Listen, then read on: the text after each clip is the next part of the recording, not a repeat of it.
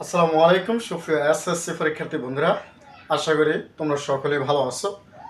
April মাসে তোমাদের পরীক্ষা অনুষ্ঠিত হতে যাচ্ছে, তাই সেই পরীক্ষা উপলক্ষে আজকে থেকে এই চ্যানেলে এই পেজে সৃজনশীল আলোচনা করা হবে এবং এমসিকিউ আলোচনা করা হবে। প্রথম সৃজনশীল, 1 নম্বর সৃজনশীল আজকে শুরু। এক এ নাম্বার, এ সমান এক্স বিলংস টু এন, যেন এক্স মৌলিক সংখ্যা এবং 2 লেস দেন সমান এক্স লেস দেন সমান 7 এবং ফাংশন এক্স সমান 4x মাইনাস 5/3x মাইনাস 2। এটা হচ্ছে আমার উদ্দীপক। প্রশ্ন, ফাংশন এ সমান 2a³ প্লাস কে স্কয়ার মাইনাস 32 হলে কে এ কোন মানের জন্য ফাংশন 2 সমান 0 হবে? ক নম্বর যে প্রশ্ন, এই প্রশ্ন উদ্দীপকের সাথে কোনো সম্পর্ক নেই। খ, পি অফ এ নির্ণয় করে দেখা যায় যে এ সেটের উপাদান সংখ্যা 2 পাওয়ার n কে সমর্থন করে। তো পি অফ এ যেহেতু সেট এর কথা উল্লেখ করছে, তার মানে আমার এখান থেকে এই অঙ্কটা সমাধান করতে হবে। গ, function x inverse 1 plus 1 by function x inverse 1 by function x inverse 1 minus 1 সমান 2 হলে এক্স এর মান কত? এটা এই সমীকরণ অর্থাৎ ফাংশন এক্স, এটা থেকে আমাদেরকে নির্ণয় করতে হবে। তো এই হচ্ছে আমার উদ্দীপক, এই হচ্ছে উদ্দীপক অনুসারে প্রশ্নগুলো সমাধান করব। শেষ পর্যন্ত দেখলে অবশ্যই উপকৃত হবে এবং একটি প্রশ্ন দ্বারা তোমরা অনেক সমাধান অঙ্ক করতে পারো, অনেক অঙ্কের সমাধান করতে পারবো। তাই শেষ পর্যন্ত দেখতে থাকো। 1 নম্বর ক। ক যেহেতু আমাদের উদ্দীপকের সাথে কোনো সম্পর্ক নাই, তাহলে ক এর এখানে যেটা বলা রয়েছে যে তথ্যটা, সেই তথ্যটা আমরা এখান থেকে সংগ্রহ করি। ফাংশন এ সমান 2a³ প্লাস কে স্কয়ার মাইনাস 32 32, এইখান থেকে আমরা সেটা সংগ্রহ করি যে দেওয়া আছে। ক নাম্বার কি দেওয়া আছে?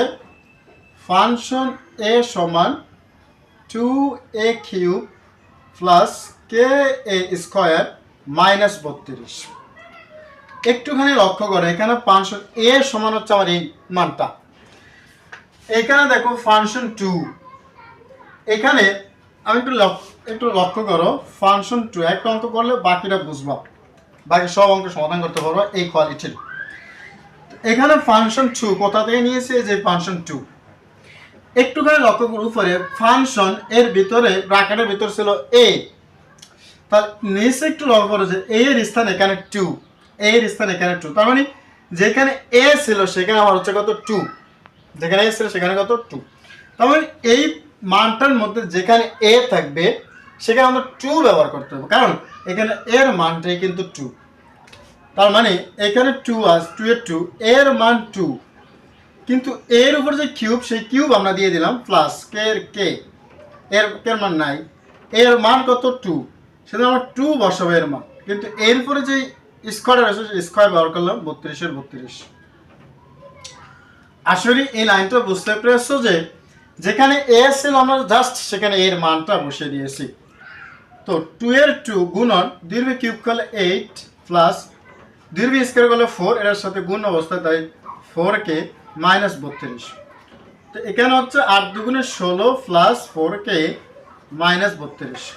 এখন 32 থেকে 16 মাইনাস করলে আমরা পাচ্ছি 16। একটুখানি লক্ষ্য করো, তাহলে ফাংশন এর মান আমরা পাইছি 4k মাইনাস 16, কিন্তু এখানে হচ্ছে কে কোন মানের জন্য ফাংশন 2 সমান 0, একটা শর্ত দেওয়া আছে ফাংশন 2 সমান 0। তাহলে আমরা প্রশ্ন মতে বের করে নেই যে প্রশ্ন মতে ফাংশন 2 সমান 0। তো এই ফাংশন 2 সমান মানে ফাংশন 2 এর একটা মান পেয়েছে, সেটা হচ্ছে 4k মাইনাস 16, তাহলে সেখানে আমরা 0 ব্যবহার করতে পারি, এই সমান 0 0। তাহলে 4k এই 16 এদিকে গেলে হবে প্লাসের 16, যেহেতু মাইনাসের আছে, কে এর সাথে 4 গুণ অবস্থায়, তার মানে এদিকে গেলে হবে ভাগ, 4 দুগুণে 4 × 16, সুতরাং কে সমান কত? 16, তার মানে সরি কে সমান 4, তার মানে নির্ণয় মান হচ্ছে আমার কত? 4। আশা করি তোমরা এই ক নম্বর অঙ্কটা বুঝতে পেরেছো। আর এই ধরনের যে এই কোয়ালিটির যে অঙ্কগুলো আসবে বা তোমরা সামনে পাবা, আমার মনে হয় যে তোমরা অঙ্ক করতে পারো। তাহলে এইবার একটু আমরা খ নম্বর অঙ্কের সমাধানে চলে যাব। খ নম্বর অঙ্কটা দেখো, খ নম্বর অঙ্ক বলছে পি অফ এ নির্ণয় করো। তাহলে এই যে এ উদ্দীপকে যে এটা দেওয়া আছে, আমরা সেখান থেকে লিখবো, আগে লিখে নেই নাম্বার। তারপরে আমরা বলতেছি দেওয়া আছে এ সমান কি দেওয়া আছে x belongs to n যেন x belongs to n যেন x মৌলিক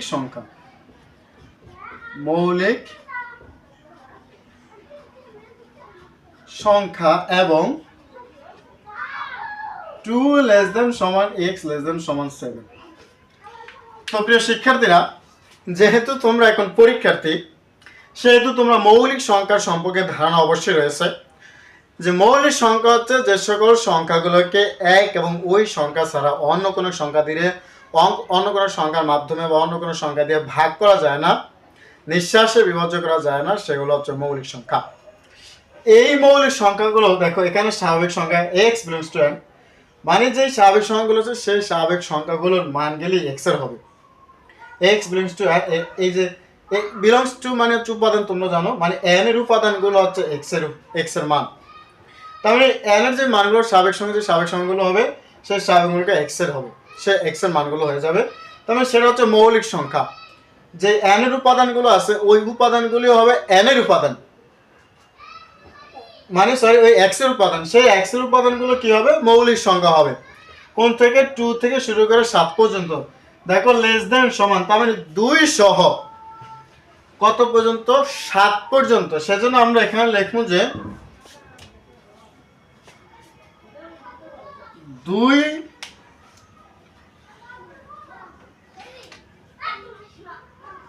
2 তাহলে 2 সহ 7 পর্যন্ত যে মৌলিক সংখ্যাগুলো রয়েছে সেই মৌলিক সংখ্যার সেট।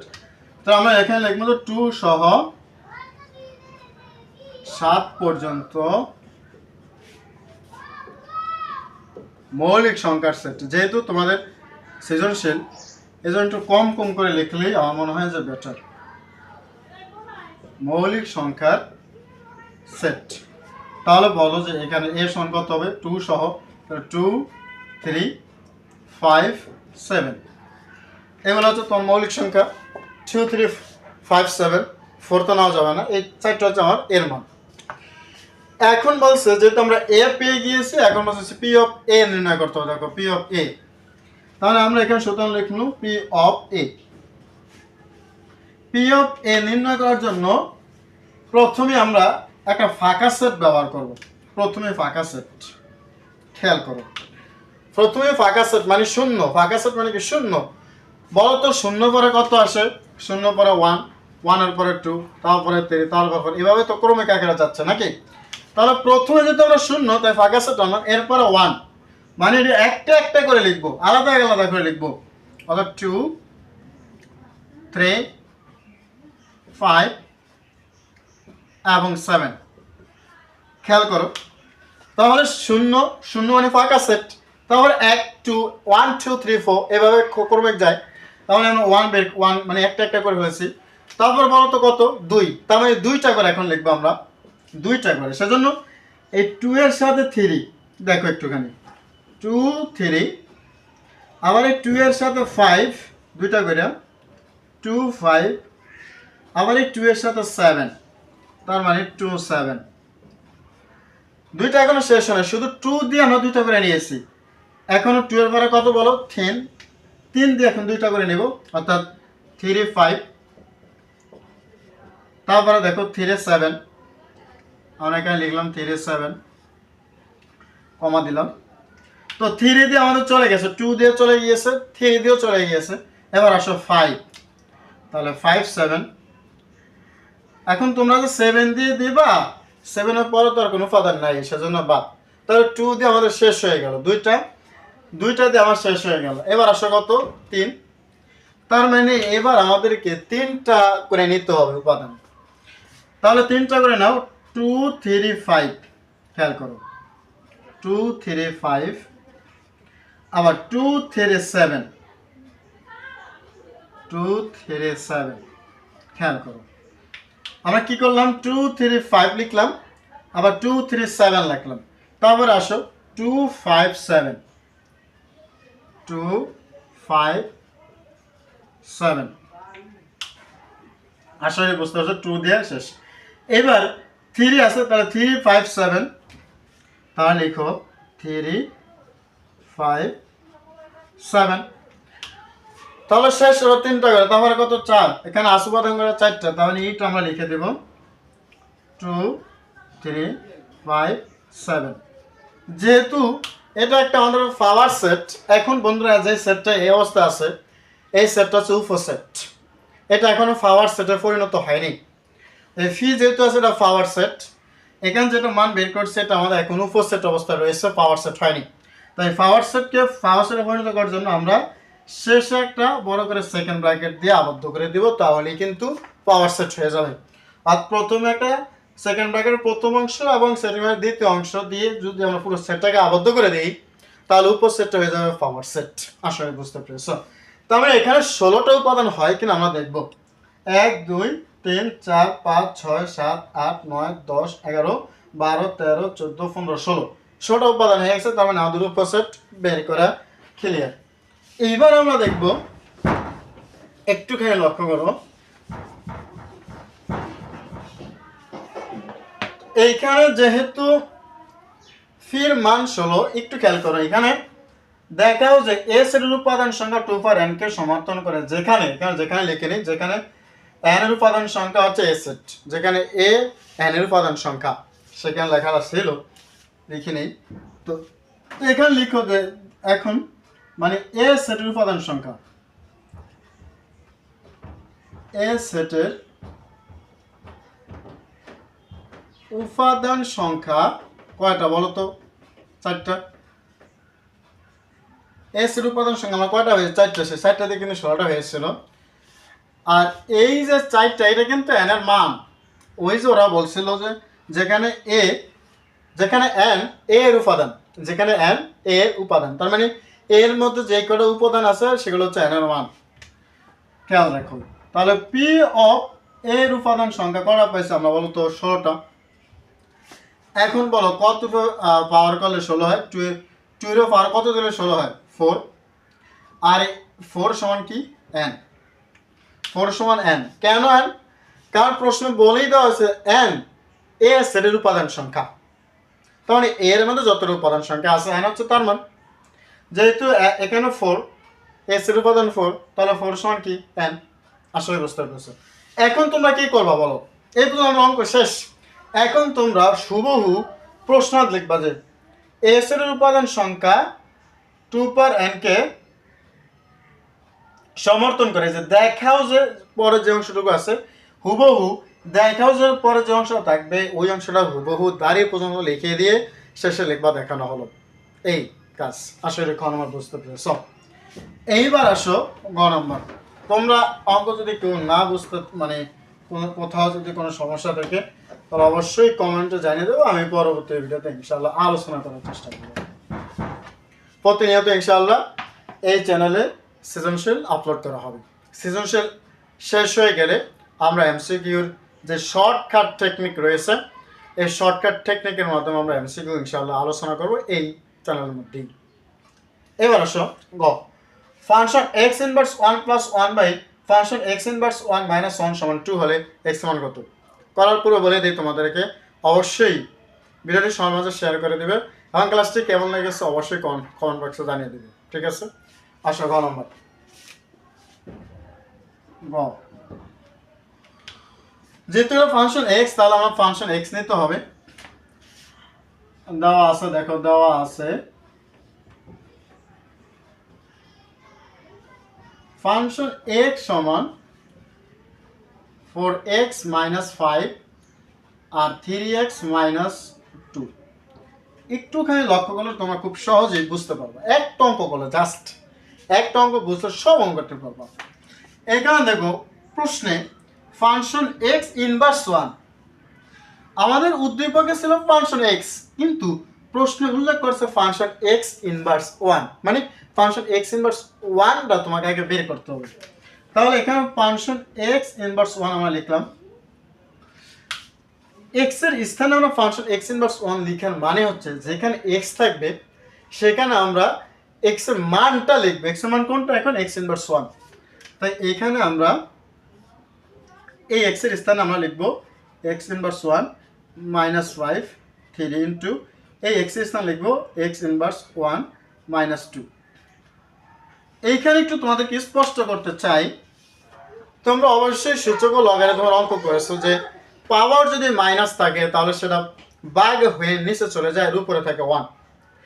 কোনো বীজের উপরে যদি পাওয়ার মাইনাস থাকে, কোনো অঙ্কের যদি পাওয়ার মাইনাস থাকে, অঙ্কের উপরে যদি পাওয়ার মাইনাস থাকে, তাহলে সেই মাইনাসটার কারণে ভাগ করতে হয়। তোমরা অবশ্যই সূচক ও লগারিদমের মধ্যে করেছো।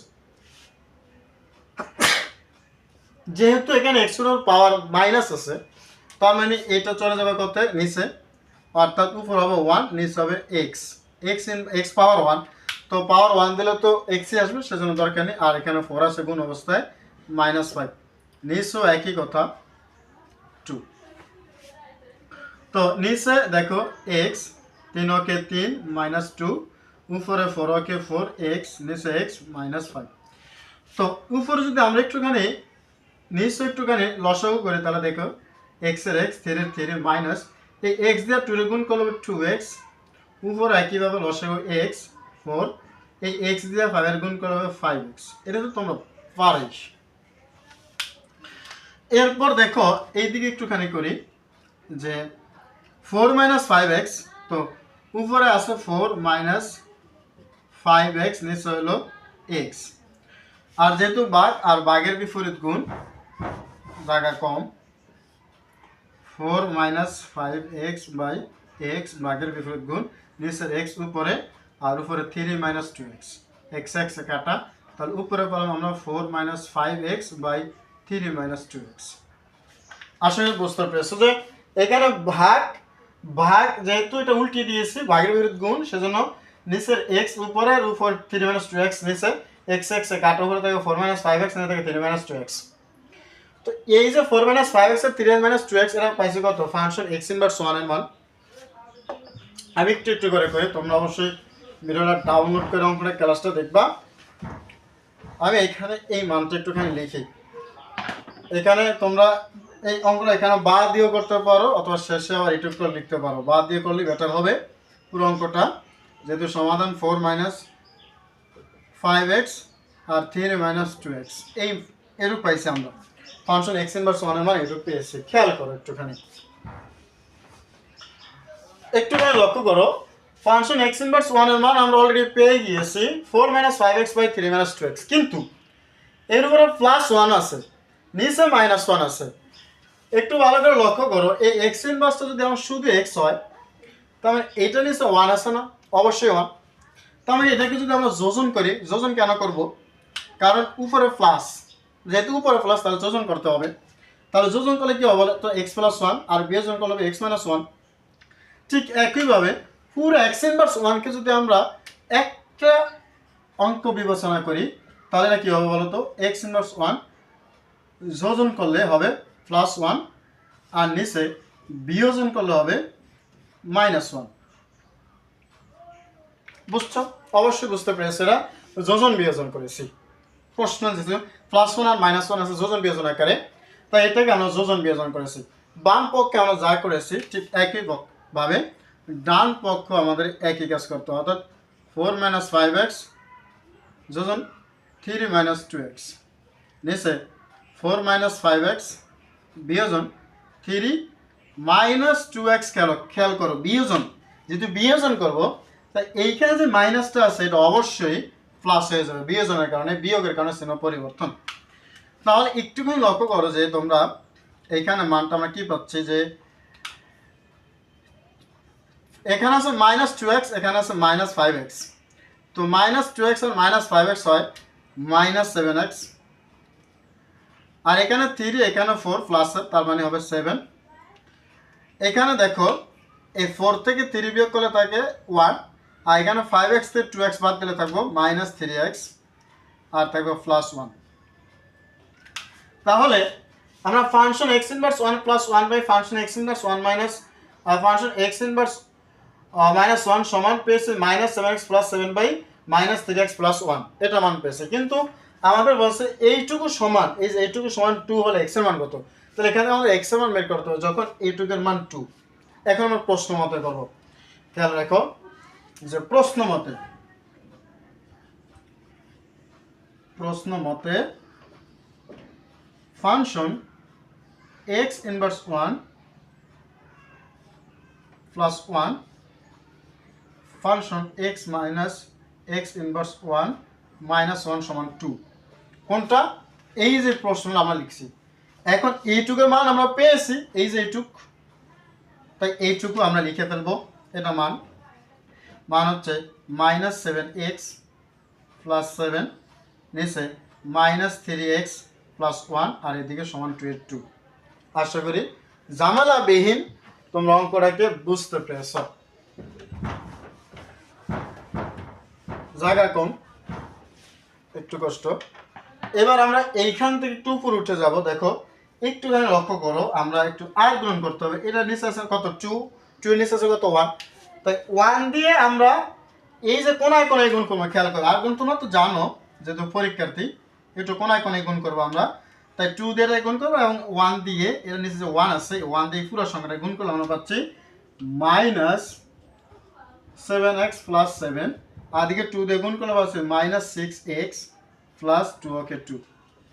এবার খেয়াল করো মাইনাস 7x, এখানে মাইনাস 6x, এসে হবে প্লাস 6x 2, এখানে প্লাস 7, এসে দেবো মাইনাস 7। তো এখানে 7টা থেকে 6টা বাদ দিলে আমরা পাচ্ছি মাইনাস এক্স, এখানে মাইনাস 7 থেকে 2 বাদ দিলে পাচ্ছি মাইনাস 5, পুরো ভাগের মাইনাস বাদ দিলে আমরা পাচ্ছি x সমান 5। তাহলে এরা বলছে যে x এর মান কত? তাহলে x এর মান হচ্ছে 5। আশা করি পুরো টোটালি যে সেশনটা তোমরা বুঝতে পেরেছো। কেমন লেগেছে অবশ্যই কমেন্ট বক্সে জানিয়ে দিবে। ধন্যবাদ সকলকে, আল্লাহ হাফেজ, আসসালামু আলাইকুম।